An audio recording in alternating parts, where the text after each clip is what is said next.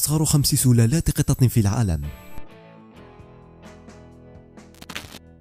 قطة ديفون ريكس، واحد من أصغر القطط في العالم. ولد أول فرد من السلالة في إنجلترا سنة 1960. يتصف هذا القط بفرائه المنوع التموجات بين قصيرة إلى واسعة، وكلها تتصف بالنعومة الفائقة وعينيه الواسعتين، ويتميز أيضا بأذنيه التي تشبه أذني الخفاش ووجهه الذي يجذب الانتباه. وهو قط يحب الاستحمام كثيرا على عكس أغلب القطط.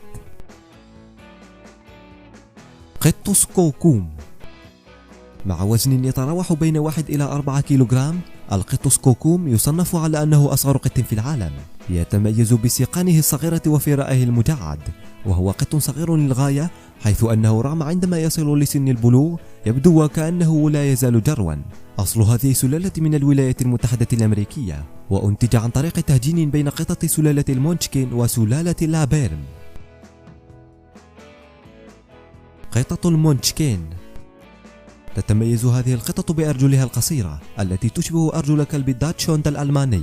يتراوح وزن الذكور منهم بين 3 إلى 4 كيلوغرام، والإناث بين 2 إلى 3 كيلوغرام. قصر قامته وأطرافه حدث نتيجة لطفرة ذاتية سائدة في أحد العوامل الوراثية الموجودة على أحد الصبغيات الجسمية، وهو من القطط اللعوبة والجذابة ومثالي للكبار والصغار.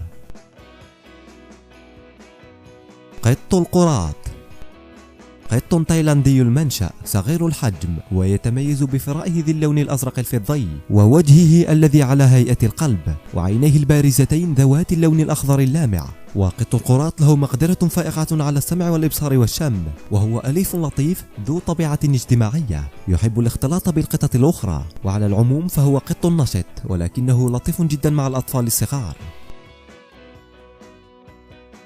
قط سنغافورة، يعتبر أصغر سلالة قطط منزلية في العالم، ومن طباعه أنه قط أليف وهادئ جدا. يتميز بأن له لونا واحدا فقط، وهو البني الداكن، وذو عينين واسعتين لوزية الشكل ذات لون أخضر، وأذان كبيرة مقارنة بحجمه الذي لا يتعدى وزنه 3 كيلوغرام. موطن سلالة هذا القط أصلا في سنغافورة، وقد استورد مؤخرا إلى الولايات المتحدة وكندا وبعض البلدان في أوروبا وروسيا وجنوب إفريقيا وحتى أستراليا، وهي لا تزال نادرة جدا. أتمنى أن تكون حلقة اليوم قد نالت إعجابك، ولا تنسى الضغط على زر اللايك والاشتراك في القناة وتفعيل جرس الإشعارات للتوصل بكل جديدنا. ولمن يريد دعم القناة ماديا ستجد الرابط أسفل الفيديو. شكرا لكم جزيل الشكر.